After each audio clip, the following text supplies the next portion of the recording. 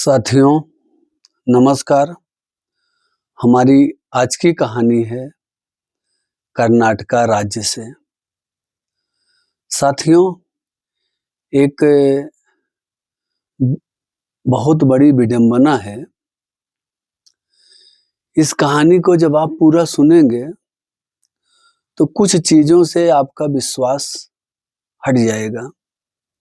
साथियों, ये कहानी है धर्मस्थला मंदिर कर्नाटका की कहानी है। साथियों, बीते शुक्रवार के दिन, फ्राइडे के दिन, अभी 3 दिन हुआ है। शनिवार, रविवार, सोमवार, मंगलवार, ये चौथा दिन है अभी। एक विक्टिम आता है, वो ऐसी बात बताता है जिससे पूरे कर्नाटका में कहें तो पूरे हिंदुस्तान में जो है तहलका मच जाता है। वो बताता है कि 1995 से दिसंबर 1995 से 2014 तक उसने उस मंदिर में साफ सफाई का काम करता था और इसी दौरान उसने कुछ ऐसा देखा और कुछ छिपाया भी कि जब आप सुनेंगे आपकी रूह कांप जाएगी। साथियों, ये मंदिर का ख्याति जो है देश विदेशों में है। बहुत बड़ा मंदिर है। मंदिर का नाम है धर्मस्थला मंदिर, जबकि उस गांव का भी नाम है धर्मस्थला गांव। साथियों, इस शख्स का नाम तो हम नहीं बता सकते हैं, हमको मालूम भी नहीं है।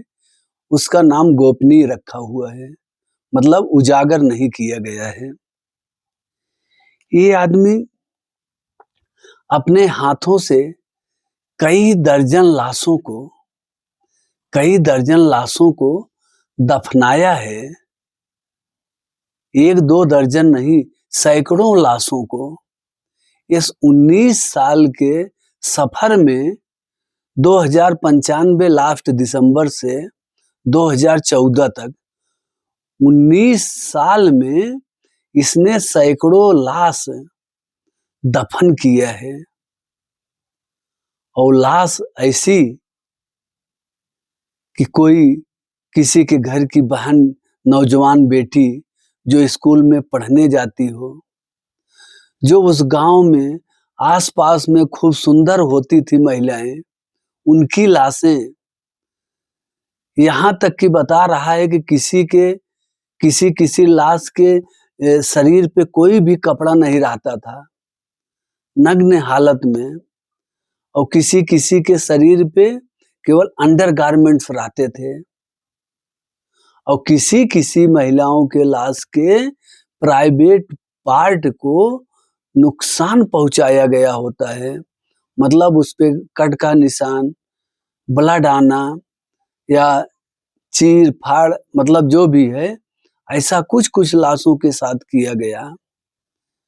और ये जिस मंदिर में काम करता था, साफ सफाई का काम करता था, जब ये 1995 में काम पे लगा, 3 साल तक ये यही काम करता रहा। तो इसने ऊब के उस मंदिर के जो है मैनेजर को ये बात बताया कि मैनेजर साहब, हम जब से आए हैं हमको ऐसे कई लाशें मिली हैं, किसी नौजवान बिटिया का, किसी नौजवान खूबसूरत महिला का। अच्छा, एक बात और है, केवल लड़की और महिला की ही लाश मिलती थी, कोई पुरुष का लाश नहीं मिलता था उसमें। तो जब इसने मैनेजर को बताया तो मैनेजर ने इसको बहुत हड़काया। मैनेजर ने इसको बोला कि भाई तू मुंह बंद रख, तेरे को यहाँ नौकरी कर रहा है, तेरा परिवार भी यहाँ है, अगर जीना चाहता है तो यहीं तू सारी बात को अपने दिल में छिपा के रख, किसी से बात मत कहना। और अगर पुलिस में जाने की हिम्मत करेगा तो तुझे और तेरे परिवार को खत्म कर दिया जाएगा। और ये करके मैनेजर ने इसको मारा पीटा, और एक बार नहीं मारा, कई बार इसको मारा पीटा। फिर ये चुप होके इसने बात मैनेजर को बताई थी 1998 में, और ये नौकरी पे लगा था 1995 में। मतलब 3 साल की नौकरी इसकी हो गई तब इसने बताया, और उसके बाद इसने 16 साल और नौकरी किया। 16 साल नौकरी किया, मतलब मुंह बंद करके, किसी को कोई बात नहीं बताता था। साथियों, ये बहुत बड़ी विडंबना कहें कि बहुत बड़ी साजिश कहें, और ये मंदिर जो है हिंदुओं का मंदिर है, लेकिन इसका जो ट्रस्ट है, जो देखभाल करता है, इस मंदिर का जो सर्वे सर्वा है, वो जैन समाज करता है।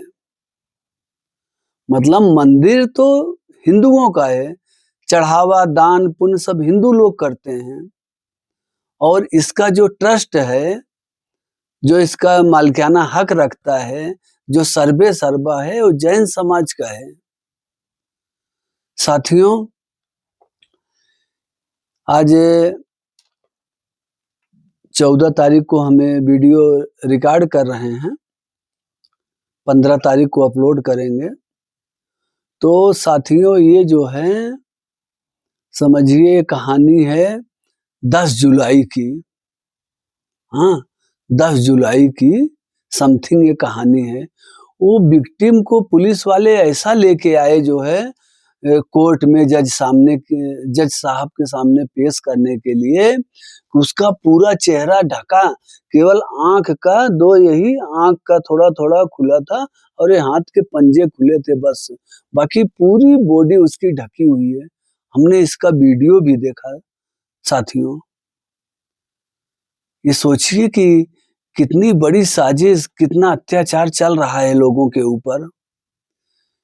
हाँ, और बताते हैं कि उस गांव के आसपास के जो है बहुत सी सारी लड़कियां गायब हुई जो है, और गायब अभी तक हो ही रही हैं। जो खूबसूरत महिलाएं हैं, बच्चियां हैं, स्कूल में पढ़ने जाती हैं, हाँ, बहुत सी सारी लड़कियां गायब हुई, और आज तक किसी का FIR नहीं लिखा गया। सोचिए जो है कि वो ट्रस्ट वाले इतने पावरफुल हैं कि अगर उनका गलती से कोई नाम ले ले तो वो कोर्ट में जाके कोर्ट से नोटिस दिलवाते हैं। इतने पावरफुल लोग हैं जो है, उनकी पकड़ अदालत, पुलिस, दरोगा सबके पास उनकी पकड़ है, और पकड़ जो है बहुत मजबूत पकड़ है। अब सोचिए कि उनका नाम लेने के लोग डरते हैं कि इनका नाम कैसे लें। साथियों, ये धर्मस्थला मंदिर में ये साफ सफाई का काम करता था, और ये बताया कि 100 से ज्यादा लाशें इन्होंने या तो दफनाई है, और या तो मैनेजर वो बोलता था कि भाई ये लो डीजल लेके लाश को एकदम से जला दो, और लाश का कोई सबूत नहीं रहने पावे। मतलब लाश का इतना भी नहीं बचना चाहिए। कई लाशों को इन्होंने जलाया भी है, और कई लाशों को इन्होंने दफनाया भी है। साथियों, ये जो ये शिकायत दर्ज कराया है, जो ये विटनेस है, पहले तो इन्होंने कहा कि विटनेस प्रोटेक्शन एक्ट के तहत इनको सुरक्षा दी जाए। बोले वो लोग इतने पावरफुल हैं, अगर हमारा नाम उजागर हो जाएगा तो हमको और हमारे परिवार को वो लोग मार डालेंगे, छोड़ेंगे नहीं जो है। फिर इसको जो है विटनेस प्रोटेक्शन एक्ट के तहत सुरक्षा मिली जो है। हाँ, और ये जो है वहां के जज साहब के सामने अपना बयान पूरा दर्ज करवाया, और ये भी बताया दक्षिण कन्नड़ डिस्ट्रिक्ट के कर्नाटक में इसका जो है बयान दर्ज कराया गया। और ये जो है यहाँ तक बताया कि अगर हमको वो लोग मार डालें, अगर हमारी पहचान उजागर भी हो जाए तो लोग हमको छोड़ेंगे नहीं। अगर मार डालें तो हमारे न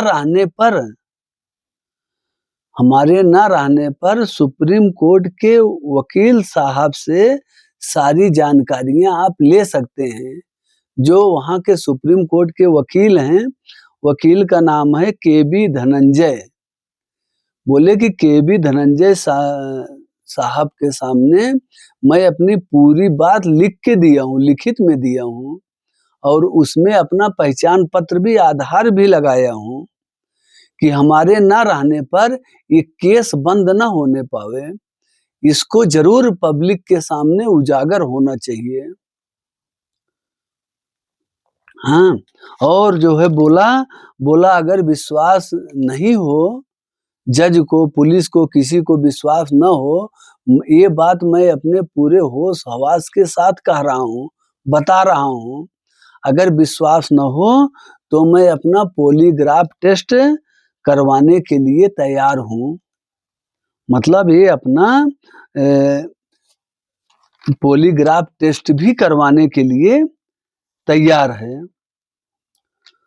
दोस्तों, ये कहानी जब मैंने सुना तो मैं सोचा कि ये कहानी सबको जानना जरूरी है कि हम हिंदू हैं, जाते हैं मंदिर में, भगवान का पूजा पाठ करने जाते हैं, और हमारे लोग के साथ क्या क्या चीजें, क्या क्या घटनाएं घट जाती हैं।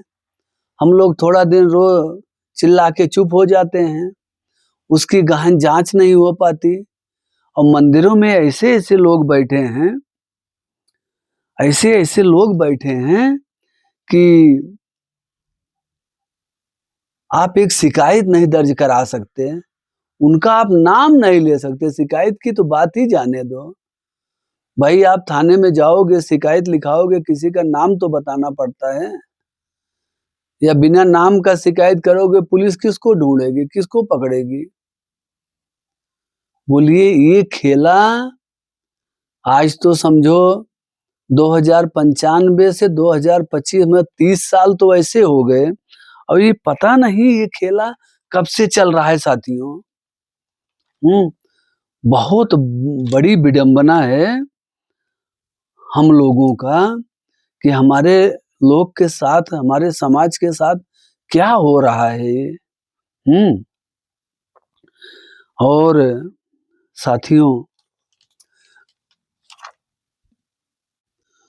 साथियों ये बताता है कि मेरा काम था, वहाँ की एक नदी है, रिवर है, नेत्रावती रिवर, और उसके आसपास, मंदिर के आसपास की जगहों की साफ सफाई करनी थी। ये इसका काम था। जो वहाँ नदी थी नेत्रावती रिवर, और उसके आसपास, मंदिर के आसपास, यही इसका साफ सफाई का ड्यूटी था। और जब इसने देखा बहुत सारी लाशें वहां आती थी, और ज्यादातर महिलाएं की लाशें, इसने बताया ज्यादातर महिलाएं की लाशें देखी, जिसमें कपड़े नहीं थे, निर्वस्त्र थी। किसी किसी लाश के अंडरगारमेंट थे, बाकी निर्वस्त्र थी लाशें। उनके प्राइवेट पार्ट को कुचला गया था, उनके प्राइवेट पार्ट को क्षति पहुंचाया गया है। और कुछ स्कूल की लड़कियां जो स्कूली ड्रेस में होती हैं, ऐसी ऐसी लाशें इन्होंने देखा, जो है देखा, और उसको ठिकाने भी लगाया। ठिकाने मतलब उनको दफन भी किया, और दफन के साथ साथ कुछ लाशों को डीजल डाल के जलाया भी गया है। सोचिए साथी, जिसके घर की बहन बेटियां मरी हैं, उनकी हत्याएं हुई हैं, हाँ, उनके दिल पे क्या गुजरता होगा, उनके माँ बाप के दिल पे क्या गुजरता होगा, जो है। और ये कांड जो है कोई साधारण आदमी का नहीं है। भाई 100 लाश से बता रहा है, जैसे 19 साल में 100 लाश। हाँ, तो इसका मतलब हुआ कि हर साल जो है 5 लाश 6 लाश इसको मिलती थी। मतलब हर दूसरे महीने 1 लाश मिलती थी, ऐसा आप समझिए। इसके बताने के अनुसार कि अब ये सच्चाई कितनी है, कितनी नहीं, वो तो जाँच के बाद ही पता चल सकती है। अब कोर्ट का जो ऑर्डर होगा, जाँच होगा, नहीं होगा। लेकिन 164 के तहत जो विक्टिम का इसका बयान दर्ज कराया गया है, अब उसमें सच्चाई क्या है, वो तो भगवान ही जाने। हाँ, इसमें सच्चाई है कि कोई और बातें हैं। अगर इसमें सच्चाई मान लीजिए 100 बता रहा है ऐसा, अगर 10-20 भी सही हुई, तो भी बहुत बड़ी घटना है साथियों। एक मंदिर जैसे भगवान के मंदिर अ मंदिर के मैनेजर और मंदिर में सारी घटनाएँ। अच्छा, आप लोग थोड़ा दिमाग पे ज़ोर डाल के देखिए, ऐसी बातें और कहीं-कहीं जगह मंदिरों में सुनाई दे जाती हैं कि फला मंदिर में ऐसी महिला गई, ऐसा हो गया, वहाँ से गई, गायब हो गई। हाँ, कोई रास्ते से गायब हो गई, कोई मंदिर के प्रांगण से गायब हो गई, कोई मंदिर जल चढ़ाने गई, वहाँ गायब हो गई।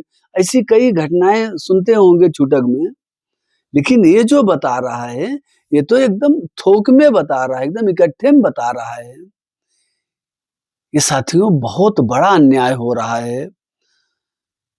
तो इसमें इंतज़ार है कोर्ट के आदेश का। अब कोर्ट इसका बयान दर्ज करा चुकी है। अब कोर्ट क्या फैसला देती। और देखिए, जब वहाँ के कर्नाटका के जो मुख्यमंत्री के पास ये थाने में एफआईआर भी करवाया था। थाने में एफआईआर भी करवाया था, तो वहाँ के जो कुछ पुलिस वाले कुछ किए ही नहीं। और जब वहाँ के मुख्यमंत्री से पूछा गया कि भाई ये एफआईआर करवाया था, इसमें कुछ सुनवाई नहीं हुई, तो अपना इधर-उधर बता के पल्ला झाड़ लिए। तब ये डायरेक्ट कोर्ट में पहुँचा था ये शख्स जो है, ये बोला कि घुट-घुट के जीने से अच्छा है कि भले ना मैं क्यों मर ना जाऊँ, लेकिन ऐसे लोगों की मैं पोल ज़रूर खोलूँगा। ये अपना जीवन संतोष कर लिया है कि मैं घुट-घुट के अब नहीं जी सकता। और 2014 में इन्होंने नौकरी छोड़ दी जो है वहाँ से, और नौकरी छोड़ के किसी दूसरे राज्य में, जैसे कर्नाटक में था, कहीं दूसरे राज्य में आके रहने लगा और छुप-छुप के रह रहा है। अपना नाम, पता, एड्रेस सब कुछ बदल के रह रहा है। सोचिए इसको कितना डर होगा। बहुत ही दुखद घटना है साथियों। जो भी है, आगे इस पे जो भी खुलासे होते हैं, हम आपको ज़रूर बताएँगे। तब तक के लिए आप लोग अपना बहुत ध्यान रखें। अपने आस-पास के लोगों का ध्यान रखें साथियों। कोई छोटी-बड़ी घटना हो, उसको ज़रूर खुलासा करें, छिपाएँ नहीं जो है। छिपाने से बढ़ जाती है घटनाएँ। जैसे कोई मर्ज़ है, कोई बीमारी है, अगर आप उसको छिपाते हैं तो दिन-प्रतिदिन बढ़ती जाती है। अगर उसका सही समय पे इलाज हो जाए, तो हो सकता है बीमारी ठीक हो जाए। तो जो भी छोटी-बड़ी घटनाएँ हैं हमारे आस-पास में, हमारे गाँव समाज में जो भी बुराइयाँ हैं, उसको दूर करने की कोशिश करिए साथियों। और अपना बहुत ख़्याल रखिए, जो है अपने परिवार का ख़्याल रखिए साथियों। बहुत बहुत ढकोसले में मत पड़िए, जान है तो जहान है। हाँ, जो भी नसीब में लिखा होगा वो तो होके रहेगा, और कर्म में भी जो होगा, कर्म और नसीब साथ-साथ ही चलता है साथियों। हाँ, तो आप कर्म करेंगे, फल ज़रूर मिलेगा, और नसीब में भी जो लिखा रहेगा वो भी ज़रूर मिलेगा। लेकिन एक बात है, कर्म के हिसाब से नसीब होती है। तो आप अपने परिवार का बहुत ध्यान रखिए, अपने आस-पड़ोस के लोगों का ध्यान रखिए, गाँव समाज का ध्यान रखिए। कोई छोटी बड़ी ऐसी घटनाएँ हैं, अगर हो रही हैं, सुनने में आ रहा है, तो उसको उजागर करने की कोशिश करिए साथियों, ना कि ढकने की। आप लोग का जो भी राय है, कमेंट बॉक्स में ज़रूर बताइएगा साथियों, और फिर मिलते हैं एक नई कहानी के साथ। तब तक के लिए जय हिंद, वंदे मातरम।